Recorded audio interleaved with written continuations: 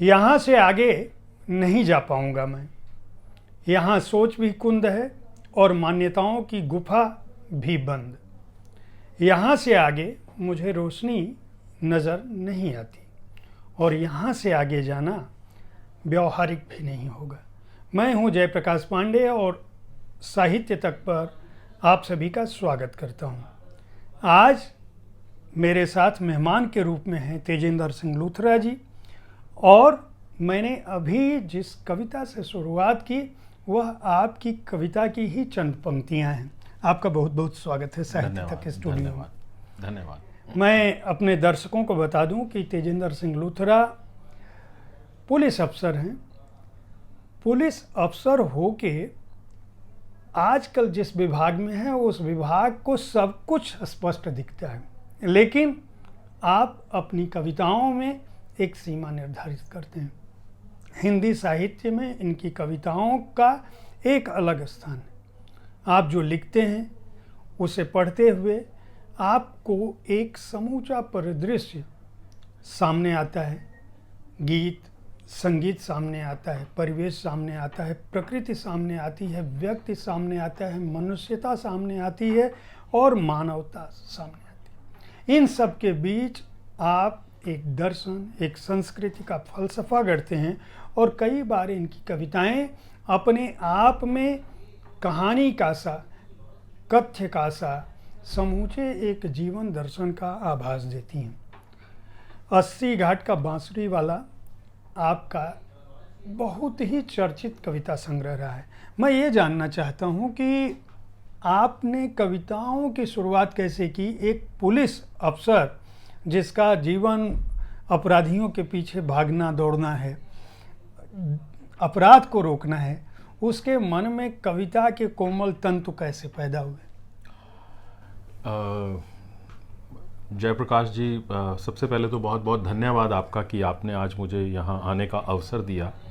मुझे बड़ी खुशी है कि मैं आज साहित्य तक के स्टूडियो में आपके साथ हूँ। कविता लिखने का जो शौक़ है वो मुझे स्टूडेंट लाइफ से ही था, लेकिन उसमें एक निरंतरता नहीं रह पाई। जीवन की बहुत सारी भागदौड़ होती हैं, उसमें वो निरंतरता जो होती है वो टूट जाती है।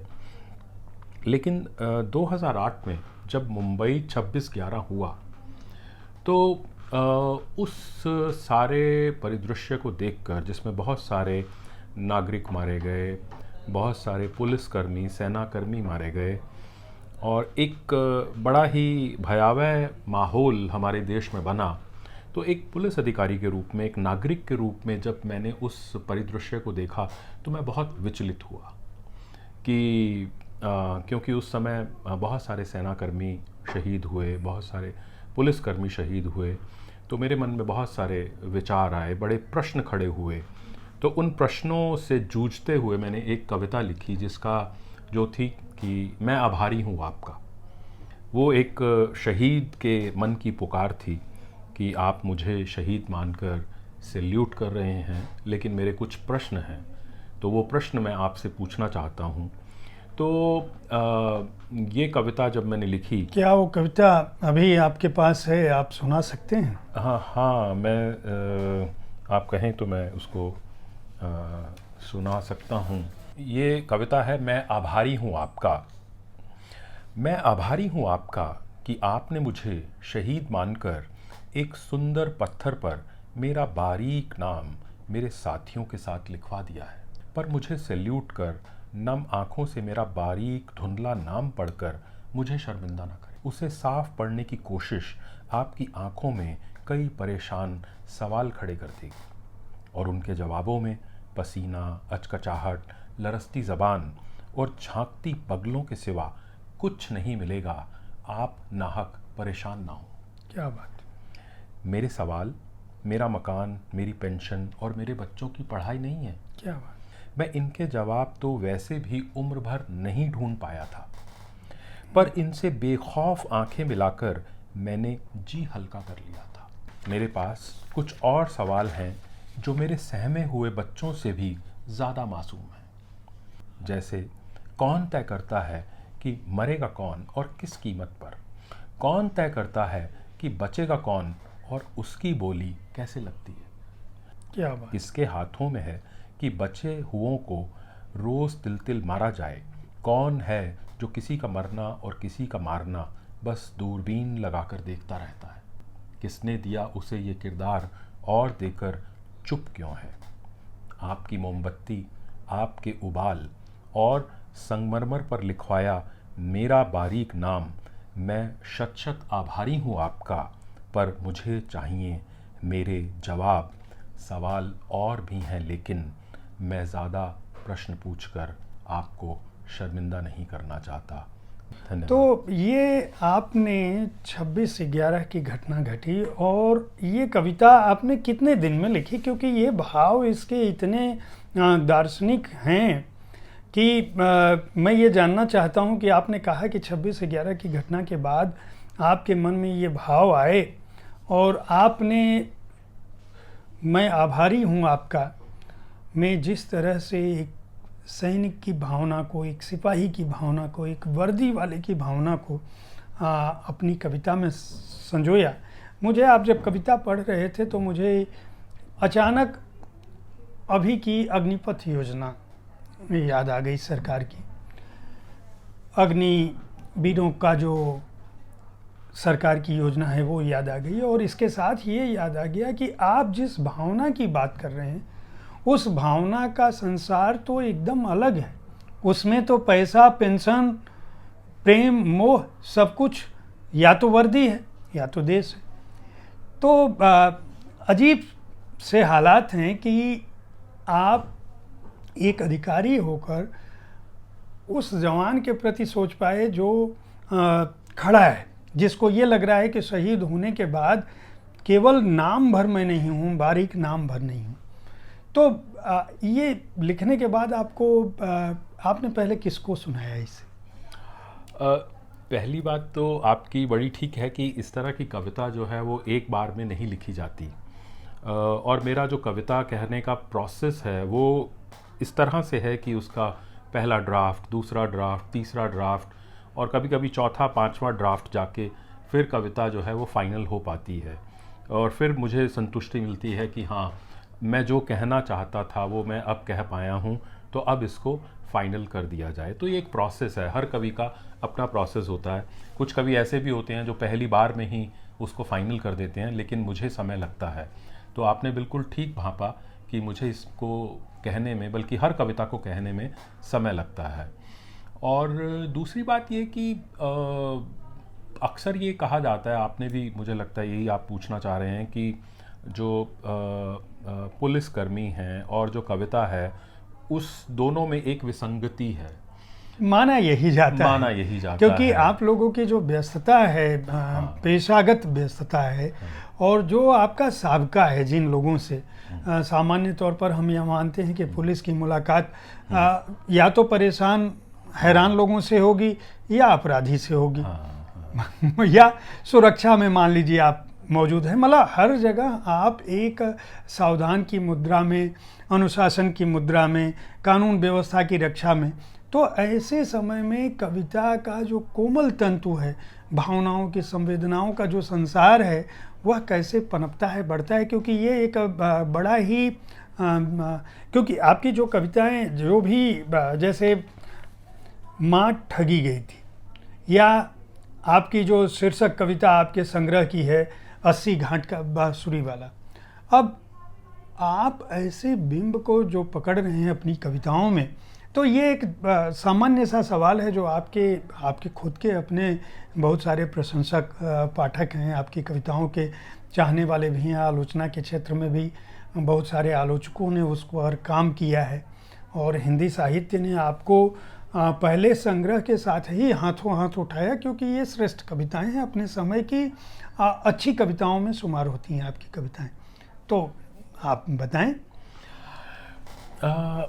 देखिए, मेरा मानना ये है कि हम जो पेशा कर रहे होते हैं उसमें हमारा एक अलग सेल्फ होता है, और जो हम व्यक्तिगत तौर पर जो भी एक मनुष्य का हमारा रूप होता है वो हमारा एक अलग सेल्फ होता है। मेरा मानना यह है कि हर व्यक्ति के अंदर बहुत सारे सेल्व्स होते हैं, यानी कि उसके बहुत सारे रूप होते हैं। वो एक पिता भी है, वो बेटा भी है, वो पति भी है, वो पेशे से भी एक भूमिका अदा कर रहा है। अगर वो कवि है तो वो कवि के रूप में भी अपनी भूमिका अदा कर रहा है। तो हम सब के अंदर ये बहुत गहरी परतों में हमारे ही कई रूप छुपे होते हैं। और जहाँ तक पुलिस अधिकारी होने का प्रश्न है, तो मैं ये कहना चाहूँगा कि देखिए, पुलिस अधिकारियों का और या पुलिस कर्मियों का जो वास्ता अपराधियों से और अपराध से पड़ता है वो बड़ा छोटा वास्ता है। जो हमारा ज़्यादा वास्ता पड़ता है वो है वो लोग जो कि अपराध से पीड़ित हैं और वो हमारे पास सहायता मांगने के लिए आते हैं। तो अगर ये यूँ समझिए कि हमारा उनके साथ जो रिश्ता है, जो अपराध से पीड़ित लोग हैं उनके साथ हमारा रिश्ता लगभग वैसा ही है जैसे एक डॉक्टर और पेशेंट का होता है। तो पेशेंट अपनी समस्या लेके डॉक्टर के पास जाता है, डॉक्टर को उसके साथ एम्पैथी होती है, सिंपैथी होती है। तो वैसे ही हमारे पास जो लोग अपनी समस्याओं को लेकर आते हैं, तो हमारे अंदर भी उसी तरह की, जिस तरह की वो पीड़ा लेकर आते हैं, तो उतनी नहीं तो थोड़ी बहुत पीड़ा उसकी देखकर लगभग वैसी पीड़ा एक बार के लिए उपजती है। तो इसलिए मेरा मानना ये है कि हमारे पेशे में हमारी जो संवेदनाएं हैं वो कायम रहती हैं, क्योंकि हमें रोज़ लोगों की पीड़ाओं को हम सुनते हैं, और वो जो लोगों की पीड़ा है वो हमें हमारे भीतर जो एक इंसान है उसको ज़िंदा रखती हैं। आप समझ सकते हैं कि लुथरा साहब के मन में कवि किस रूप से बसा है कि हर उत्तर में संवेदना को, यहाँ तक कि हर वर्दीधारी के बारे में आपकी जो सोच है वो बदल सके और आप ये जान सके कि जो लोग खड़े हैं वर्दी के पीछे भी दिल धड़कता है। मैं ये जानना चाहूँगा कि ये 80 घाट का बांसुरी वाला, ये आपकी बड़ी चर्चित कविता रही है और पूरा का पूरा एक परिदृश्य आप बनारस का और एक बांसुरी वाले का खींचते हैं। इस कविता को लिखने का विचार आपके पास कब आया, और इस कविता को भी हमारे पाठकों को अगर सुनवा सकें, श्रोताओं को, तो बहुत अच्छा होगा।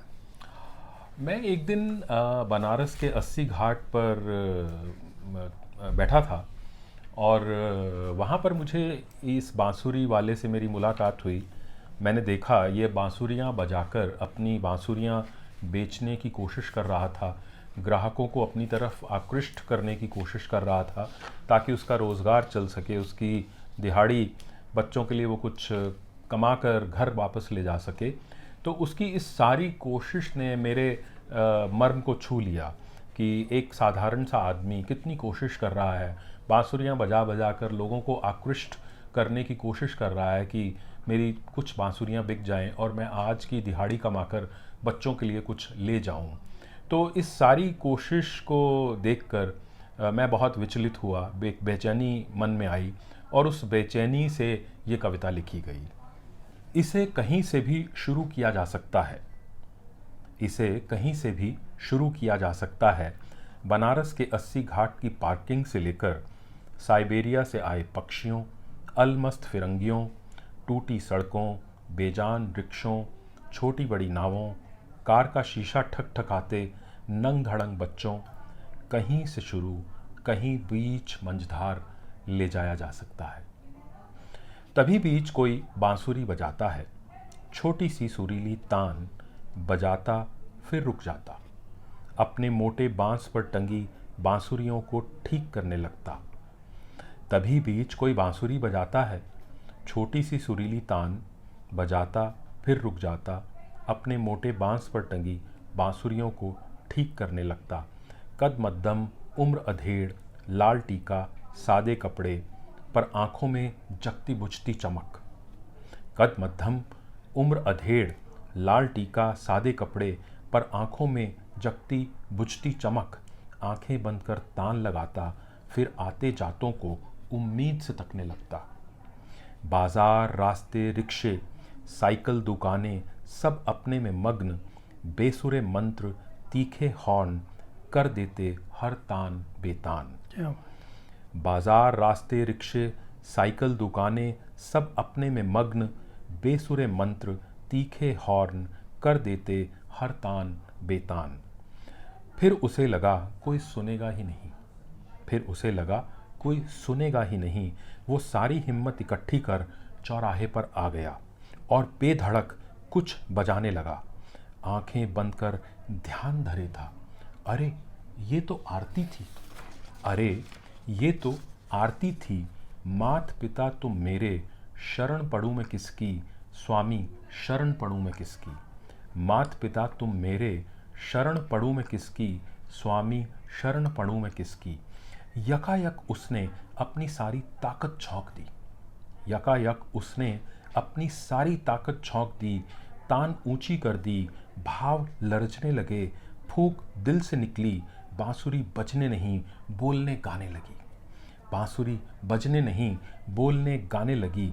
अब ये साधारण आरती नहीं थी, अब ये साधारण आरती नहीं थी। मजबूरी और शिकायत से उसने फिर गाया, शरण पड़ूं मैं किसकी, स्वामी शरण पड़ूं मैं किसकी। वो बांसुरी बजाते बजाते झूमने और गोल गोल घूमने लगा। वो बांसुरी बजाते बजाते झूमने और गोल गोल घूमने लगा, जैसे उसने सर पे कोई पर्वत उठा लिया, जैसे उसने सर पे कोई पर्वत उठा लिया। वो झूमने और घूमने लगा। मरती गंगा, बेसुरे मंत्र, अलमस्त फिरंगी, नंग धड़ंग बच्चे सब उसके साथ साथ झूमने और घूमने लगे। आरती क्रांति गीत में बदल गई। क्या बात। आरती क्रांति गीत में बदल गई। वो ईश्वर से आंखें मिलाने लगा, सीधे सीधे टेढ़े सवाल पूछने लगा। आरती क्रांति गीत में बदल गई। वो ईश्वर से आंखें मिलाने लगा, सीधे सीधे टेढ़े सवाल पूछने लगा। बिजली कड़की, गंगा उजियारी हो गई। क्या बात, क्या बात। बिजली कड़की, गंगा उजियारी हो गई। बादल गड़गड़ाए, मंत्र सुरीले हो गए। बादल गड़गड़ाए, मंत्र सुरीले हो गए। पानी बरसा, नंग धड़ंग बच्चे गोरे चिट्टे हो गए। क्या बात। पानी बरसा, नंग धड़ंग बच्चे गोरे चिट्टे हो गए। अलमस्त फिरंगी निर्वाण पा गए। क्या बात। अलमस्त फिरंगी निर्वाण पा गए। बेजान रास्ते पान के खोखे सज सवर गए। तभी क्रांति गीत खत्म हो गया। तभी क्रांति गीत खत्म हो गया। कहीं कुछ ना बदला, सब वैसा ही था। कहीं कुछ न बदला, सब वैसा ही था। उसने चुपचाप बांसुरी मोटे बांस में खोसी और कंधे पर सलीब लादे घर वापस चल पड़ा। उसने चुपचाप बांसुरी मोटे बांस में खोसी और कंधे पर सलीब लादे घर वापस चल पड़ा। आज भी 2-4 बांसुरियां बिकी थी। वो आज भी आधा खुश आधा उदास था। क्या बात। आज भी 2-4 बांसुरियां बिकी थी। आज भी वो आधा खुश आधा उदास था। उसे किसी इनकलाब की खबर न थी। उसे किसी इनकलाब की खबर न थी। बस मैं मन मसो से चुपचाप खड़ा था। बस मैं मन मसो से चुपचाप खड़ा था कि आज फिर क्रांति हो नहीं पाई। आज फिर क्रांति हो नहीं पाई। क्या बात है। कितनी श्रेष्ठ रचनाएं हैं। जो लोग भी बनारस गए होंगे या इस तरह के बांसुरी बेचने वाले, खोमचे वाले, ठेले वाले, उनके मन में क्या भाव होता है। और ख़ासकर बनारस की धरती पर आध्यात्म और दर्शन का जिस तरह से तालमेल होता है। एक आपने सलीब भी जोड़ा,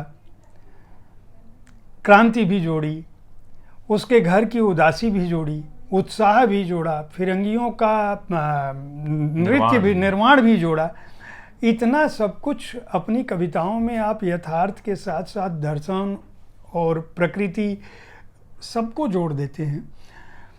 यह बुनावट मैं आपके बचपन से जानना चाहूँगा, इसलिए क्योंकि ये भाव आपने अभी, जब मैंने पहला सवाल किया कि आपको कविताएं कब से आपने लिखनी शुरू किया, आपने कहा कि मैं स्कूल के दिनों से, कॉलेज के दिनों से कविताओं से आपका संबंध था। लिखना आप चाहते थे लेकिन वक्त ने वह समय नहीं दिया। और फिर आप 26/11 की घटना से इस कदर आंदोलित हुए कि आपके अंदर के सारे भाव अलग अलग बेहतरीन कविताओं में ढल के सामने आए और उनसे साहित्य जगत परिचित है। मैं आपके बचपन की उस यात्रा के बारे में जानना चाहता हूं, क्योंकि हमारे श्रोताओं को, दर्शकों को ये जानना चाहिए कि आखिर इस तरह के भाव जिनमें भारतीय अलौकिकता, सनातनता और आध्यात्म का पुट है, जो मानवता के प्रति समर्पित है। आपकी हर कविता में, हमने जो अभी कविताएं सुनी, सबके मूल में कहीं ना कहीं मनुष्य है और उसका आत्मा है। तो उस यात्रा के बारे में बताइए थोड़ा, अपने बचपन और पढ़ाई के बारे में बताइए। आपकी जो प्रोफाइल है, आईपीएस हैं आप, ये हमें पता है, दिल्ली पुलिस में बड़े अधिकारी हैं। आखिर ये जो यात्रा है, इसके बीच में आपने जो है master of applied positive psychology आप विदेश में किया, पेंसिल्वेनिया से किया। तो इन सब के बीच जो निर्मित हुई, जो आज हमारे सामने बतौर कवि बैठे हैं, और जिन्हें ये कहलाने में, मैं अपने दर्शकों को बता दूं कि लुथरा साहब को जब मैं आमंत्रित कर रहा था तो उन्होंने मुझसे यह शर्त रखी थी कि उन्हें साहित्य तक के स्टूडियो में एक कवि के रूप में ही कहा जाए, उनके पुलिसिया जीवन पर कोई बात न की जाए। निश्चित रूप से वो बतौर पुलिस अधिकारी नहीं बल्कि बतौर कवि यहाँ पर मौजूद हैं आप सबके बीच। उनकी रचनाओं को आपने सुन के समझा भी होगा, लेकिन एक कवि की निर्मित में किन चीज़ों का योगदान होता है ये भी आप जान सकेंगे। तो हो सकता है आप में से जो लोग कवि बनना चाहते हों और अलग अलग पेशे से हों, उनको ये पता चल सके कि नहीं, शुरुआत कभी से की जा सकती है, किसी भी समय की जा सकती है। आपका जो प्रश्न है वो बहुत ही मुश्किल प्रश्न है क्योंकि मैं 2-3 चीज़ें कहना चाहूँगा। एक तो मैं लाइफ लॉन्ग लर्नर अपने आप को मानता हूँ। मेरी इच्छा शुरू से ही ऐसी रही है। मुझे कभी ये नहीं लगता कि मैंने बहुत कुछ सीख लिया है। मेरी हमेशा ये कोशिश रहती है कि अभी सीखना, पढ़ना बहुत बाकी है। तो इसलिए जब भी कोई नई चीज़ सीखने की इच्छा होती है मेरी, तो मैं उसको ज़रूर सीखता हूँ। तो मैं अपने साहित्य के जो छात्र हैं उनको ये ज़रूर कहना चाहूँगा कि सीखने की जो इच्छा है वो जीवन भर रहनी चाहिए। और दूसरी बात मैं ये कहूँगा कि जो आपने कहा कि मेरी कविता में जिस तरह के बिंब हैं, इमेजेस हैं, मेटाफर्स हैं, उसका कारण ये है कि मैं जो ज़िंदगी का जो वास्तविक धरातल है कभी उससे कटा नहीं और ना ही कटना चाहता हूँ। मैं ज़िंदगी को उसके जो उसकी जो बहुत सख्त सतह है, जो सख्त धरातल है उसके ऊपर जीकर उसको जीना चाहता हूँ। और यही कारण है कि इसीलिए मेरी कविताओं में जो हमारे आसपास के रोज़मर्रा ज़िंदगी के इमेजेस हैं वो आते हैं और उन्हीं से मैं प्रेरणा लेता हूँ। और साहित्य के प्रेमियों और साहित्य के छात्रों को मैं एक बात कहना चाहूँगा अपनी तरफ से कि मनुष्य की जो सबसे बड़ी शक्ति है वो उसकी कल्पना की शक्ति है।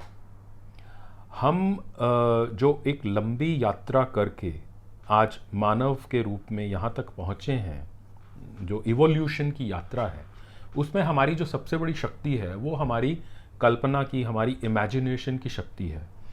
और वो शक्ति कवियों के पास, साहित्यकारों के पास है, लेकिन कवियों के पास सबसे ज़्यादा है। तो कवि अगर अपनी कल्पना की उड़ान से, अपनी फैंटेसी की उड़ान से अपनी इमेजरी, अपना मेटाफर, अपने बिंब क्रिएट करेगा, तभी उसकी जो कविता है वो यथार्थ के भी करीब होगी और फैंटेसी का भी उसमें एक अच्छा मिश्रण होगा। तो मेरा ये मानना है। तो इसलिए ही मैं जब कोई भी कविता लिखता हूँ तो उसमें कल्पना और फैंटेसी, इन दोनों चीज़ों का अपना एक पुट मैं ज़रूर रखता हूँ, सप्रयास रखता हूँ, क्योंकि कल्पना करने की जो शक्ति है हमारी, वो हमारी मानव की बाकी जो प्राणी हैं इस धरती पर या इस पूरे इकोसिस्टम में, उन सबसे ज़्यादा है। अपनी कल्पना शक्ति के आधार पर ही हम अपनी भाषा को गढ़ पाए, हम अपनी कल्पना शक्ति के आधार पर ही हम एक समूह के रूप में, आप ये देखिए ना कि मानव की सबसे बड़ी शक्ति है कि हम एक ग्रुप के रूप में काम कर सकते हैं, ऑर्गेनाइज्ड रूप में। 1 लाख व्यक्ति भी एक साथ इकट्ठे होकर एक कोऑर्डिनेटेड वे में एक लक्ष्य को हासिल कर सकते हैं। किसी और स्पीशीज़ के बारे में आप ये नहीं सोच सकते। किसी भी अच्छी से अच्छी स्पीशीज़ का उदाहरण ले लीजिए, क्या वो 1 लाख स्पीशीज़ इकट्ठे होकर एक लक्ष्य को हासिल कर सकते हैं? बिल्कुल नहीं कर सकते। तो ये हमारे अंदर दो चीज़ें हैं, एक हमारी इमेजिनेशन की ताकत है और दूसरी हमारी कॉपरेट करने की जो ताकत है। तो सिगमंड फ्रायड जो बहुत बड़े साइकोलॉजिस्ट हैं, साइकोलॉजी के बहुत बड़े स्तंभ हैं, उनका तो पोइट्स के बारे में, कवियों के बारे में या उनकी कल्पना शक्ति के बारे में यहाँ तक कहना था, सिगमंड फ्रायड कहते हैं कि everywhere I go I find a poet has been there before me. इतना बड़ा मनोवैज्ञानिक ये कहता है कि मनोवैज्ञानिक के रूप में मैं कवि से छोटा हूँ। तो ये आपकी बात से मुझे याद आ गया कि हिंदी में एक बहुत ही चर्चित कहावत है, जहाँ न पहुँचे रवि वहाँ पहुँचे कवि। बिल्कुल बिल्कुल। तो निश्चित रूप से हर कवि को यह समझनी चाहिए। मैं लूथरा साहब ये जानना चाहता हूँ कि आपकी जो अभी हमने कविताएं सुनी, बेहतरीन कविताएं, ये 80 घाट का बांसुरी वाला संकलन से थी। कुछ नई कविताएं जो आ रही हैं और आपका अगला संकलन कब आ रहा है उसके बारे में हमारे श्रोताओं को जानकारी दें, और एक कम से कम नई कविता जरूर सुनाएं हमें। ज़रूर। अगले संकलन की तैयारी पूरी हो चुकी है और शुभकामना और बधाई अभी से ले लें। धन्यवाद। मुझे उम्मीद है कि वो अगले 2-3 महीने में ज़रूर आ जाना चाहिए, क्योंकि उसकी सारी कविताएं मैं लिख चुका हूँ और उसकी प्रूफ रीडिंग का काम मैं कर रहा हूँ, उसकी प्रस्तावना भी लिखी जा चुकी है। तो मुझे लगता है कि 2-3 महीने में वो अवश्य आ जाएगा। और दूसरा आपने पूछा, मैंने कहा कि कुछ नई कविताएं आप सुनाएं। जी ज़रूर, एक आध कम से कम हमारे श्रोताओं को। जी, मैं बल्कि आपको एक छोटी और एक बड़ी कविता सुनाना चाहूँगा। एक छोटी कविता है, एक बूंद। बिखर जाए सारा अमृत अब नहीं कोई भटकन, बिखर जाए सारा अमृत अब नहीं कोई भटकन, खो जाए सारा आकाश अब नहीं उधेड़ बुन, खो जाए सारा आकाश अब नहीं उधेड़ बुन, तुम्हें मुबारक 4 जीवन आधे अधूरे अनिश्चित, तुम्हें मुबारक 4 जीवन आधे अधूरे अनिश्चित, मेरे लिए काफ़ी है एक कतरा संचित, एक बूंद निश्चित, मेरे लिए काफ़ी है एक कतरा संचित, एक बूंद निश्चित। वाह, बहुत ही श्रेष्ठ, उम्दा। और एक अभी नई कविता लिखी है, ये बिल्कुल अलग स्वाद की कविता है। इसका शीर्षक है आधी रात को कविता। और इस कविता में जैसा मैंने कहा कि कल्पना की उड़ान है, फैंटेसी है, लेकिन वो कल्पना की उड़ान जो है, वो जो हमारा यथार्थ है उसको सही दृष्टि से देखने का प्रयास है। इस कविता का शीर्षक है आधी रात को कविता। आधी रात को कविता। मैं सपने में था, मुझे अधमरा कर मेरी मुश्कें कसी जा रही थी। मैं सपने में था, मुझे अधमरा कर मेरी मुश्कें कसी जा रही थी। एक संकरे गलियारे में भरी थी गिद्ध नज़रें, कुटिल मुस्कानें और विष भरी सांसें। एक संकरे गलियारे में भरी थी गिद्ध नज़रें, कुटिल मुस्कानें और विष भरी सांसें। वहीं गड़े थे चारों ओर खूंखार खंजर, तेज तलवारें और नुकीले नेज़े। वहीं गड़े थे चारों ओर खूंखार खंजर, तेज तलवारें और नुकीले नेज़े। मुझे वहाँ यूं बार बार धकेला जा रहा था कि मैं अपने आप ही पंगु हो जाऊं और किसी पर दोष भी ना आए। मुझे वहाँ यूं बार बार धकेला जा रहा था कि मैं अपने आप ही पंगु हो जाऊं और किसी पर दोष भी ना आए। एक क्रूर सोच काट रही थी मेरे हाथ मेरे पाँव। एक क्रूर सोच काट रही थी मेरे हाथ मेरे पाँव, लेकिन बचे खुचे होश से मैंने सपने में भी बचा लिया था सिर। लेकिन बचे खुशे होश से भी सपने में भी मैंने बचा लिया था सिर। और सिर ने कहा अब सिर उठाओ और जाग जाओ। और सिर ने कहा अब सिर उठाओ और जाग जाओ, नहीं तो मारे जाओगे सदा के लिए, नहीं तो मारे जाओगे सदा के लिए। लेकिन कहीं जागते ही गर्म हवा छेद न डाले मेरा बदन, लेकिन कहीं जागते ही गर्म हवा छेद न डाले मेरा बदन, निर्दयी नज़रें नग्न का कर दें मुझे सरेआम, निर्दयी नज़रें नग्न ना कर दें मुझे सरेआम। मैं फिर डरने लगा और सोते सोते ही तिल तिल मरने लगा। मैं फिर डरने लगा और सोते सोते ही तिल तिल मरने लगा। फिर अचानक दृश्य बदल गया, फिर अचानक दृश्य बदल गया। 2 सलाखें लगी मेरी आंखें फोड़ने, 2 सलाखें लगी मेरी आंखें फोड़ने, छीनने लगी मेरे सारे सपने, छीनने लगी मेरे सारे सपने। मैंने साहस कर सिर उठाया, मैंने साहस कर सिर उठाया। जब लड़ना ही है तो क्यों ना जागूं और सचमुच लड़ूं, क्या बात, जब लड़ना ही है तो क्यों ना जागूं और सचमुच लड़ूं। जब मरना ही है तो अपनी ही आंखों के सामने सचमुच मरूं, क्या बात, जब मरना ही है तो अपनी ही आंखों के सामने सचमुच मरूं। ये सोचकर मैं आधी रात को लेकर सिर हथेली पे, ये सोचकर मैं आधी रात को लेकर सिर हथेली पर सपने से बाहर निकल आया, सपने से बाहर निकल आया। खुली आंखों से मैं साजिशों के साथ गाने लगा, क्या बात, खुली आंखों से मैं साजिशों के साथ गाने लगा। सब सुनते समझते मैं नफ़रतों के संग नाचने लगा, सब सुनते समझते मैं नफ़रतों के संग नाचने लगा। थोड़ा उदास होकर अपने मासूम सपनों के मारे जाने का उत्सव मनाने लगा, थोड़ा उदास होकर अपने मासूम सपनों के मारे जाने का उत्सव मनाने लगा।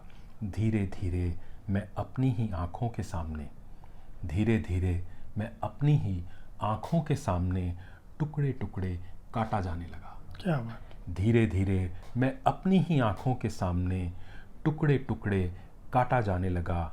लेकिन मैं सिर उठाकर आधी रात को कविता लिखने लगा, क्या बात, लेकिन मैं सिर उठाकर आधी रात को कविता लिखने लगा। बहुत अच्छी कविता है। कविता की ताकत क्या होती है, कवि के मन में क्या होता है, उसके भाव कैसे होते हैं और किस तरह से वह अपनी विपरीत स्थितियों में भी, विपरीत समय में भी खुद को जिंदा रख सकता है, कवि कर्म को जिंदा रख सकता है, कविताओं को जिंदा रख सकता है। लूथरा साहब की यह कविता यही बताती है। देखते रहें साहित्य तक। हम शब्दरथी में अगले सप्ताह या आने वाले एपिसोड में फिर किसी ऐसी ही शख्सियत के साथ आपसे फिर मिलेंगे। तब तक धन्यवाद। खुश रहें, स्वस्थ रहें, प्रसन्न रहें।